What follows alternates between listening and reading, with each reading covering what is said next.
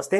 मी doctor Sandeep Nikam, general laparoscopic surgeon आणि Mangalmurti surgery डिपार्टमेंटचं सर्व प्रमुख म्हणून काम पाहतोय. आज तुमच्या समोर येण्याचं कारण एक नवीन आहे की मंगलमूर्तीमध्ये नुकतंच मॉड्युलर ओटी जे आपण पाहतोय आता माझ्या अवतीभोवती आहे, याचं नुकतंच आपण इनॉग्रेशन केलं. त्या संदर्भाने मला तुमच्याशी थोड्याशा गोष्टी बोलायच्या होत्या. नक्की आपल्याला प्रश्न पडतो, नॉर्मल ओटी, मॉड्युलर ओटी यात काय फरक आहे? तर फरक हा खूप बोलण्यामध्ये म्हणण्यापेक्षा असण्यामध्ये खूप जास्त आहे. कारण जे मॉड्युलर ओटीचं फंक्शन आहे हे नॉर्मल ओटीपेक्षा खूप जास्त महत्वाचं आहे, की जेणेकरून पेशंटच्या हितासाठी किंवा जे आपण सर्जरीज करतो पेशंटच्या, त्याच्यामध्ये कमीत कमी इन्फेक्शन रेट राहावा, पेशंटची लवकरात लवकर रिकव्हरी व्हावी आणि सर्जनलाही जे काम करताना जो सॅटिस्फॅक्शन आहे, समाधान आहे, हे मॉड्युलर ओटीमध्ये नक्कीच मिळतं. तर मॉड्युलर ओटी म्हणजे काय, आपण एक इन शॉर्ट मध्ये बघूया. आता ही मंगलमूर्तीची आपण नुकतीच लॉन्च केलेली हायली स्टँडर्ड मॉड्युलर ओटी आहे, ज्याच्यामध्ये इथे आपण पाहताय की असे एक 4 रायझर्स असतात.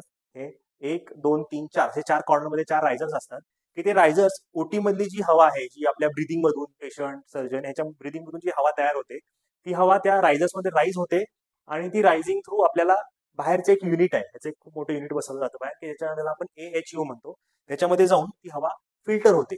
इथून गेलेली 80% हवा रिटर्न येत असते आणि 20% फिल्टर फ्रेश नवीन हवा जी अँटीबॅक्टेरियल असते ती पुन्हा या लॅमिनर फ्लो द्वारे, इथे वर दिसतो हा लॅमिनर फ्लो आहे, या लॅमिनर फ्लो द्वारे आपल्या सर्जन, पेशंट आणि अॅनेस्थेटिक असतील, असिस्टंट सर्जन्स असतील, सगळ्यांना ती हवा फ्रेश एअर, की जेणेकरून ओटीमध्ये सफोकेशन होऊ नये, कारण ही पूर्ण पॅक्ड ओटी असते.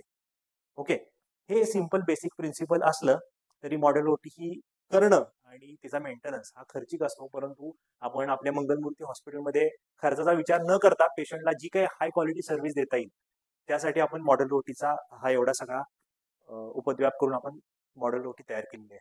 आता मॉड्युलर ओटीचे फायदे काय काय आहेत, की महत्वाचा, खूप महत्वाचा बेसिक फायदा सांगतो तुम्हाला, की वुंड इन्फेक्शन. मॉड्युलर ओटीमध्ये पेशंट, आपण जी सर्जरीसाठी पेशंटच्या अंगावर कुठे जखम तयार केली जाते, कारण ज्यातून आपल्याला ऑपरेशन करावं लागतं, तिथे वुंड इन्फेक्शनचे चान्सेस फार कमी होतात. इंटरनल ऑर्गनमध्ये वुंड इन्फेक्शनचे चान्सेस फार कमी होतात. त्याचा खूप सर्वात जास्त फायदा आपल्याला दिसतो. ठीक आहे.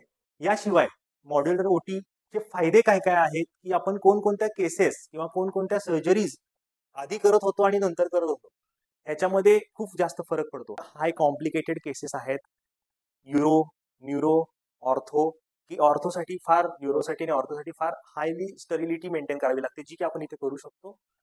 आणि याशिवाय आता आपला फ्युचर प्लॅन असा आहे, की आपण लवकरच आपण इथे कार्डियक सर्जरीज, म्हणजे उदाहरणार्थ CABG सारखी सुप्रा मेजर सर्जरीचा आपला प्लॅन आहे, की जो आपण मॉड्युलर ओटी मध्ये सहज कंडक्ट करू शकतो. या मॉड्युलर ओटीचं आपल्याला खरंच सातारकरांना फायदा व्हावा आणि त्यातून सातारकरांना त्यांनी खरंच त्याचा फायदा करून घ्यावा, असं मी सर्व सातारकरांना आवाहन करतो. माझं जे काही मॉड्युलर ओटी बद्दलचं तुम्हाला जे सांगणं होतं ते इथे संपवतो. थँक्यू.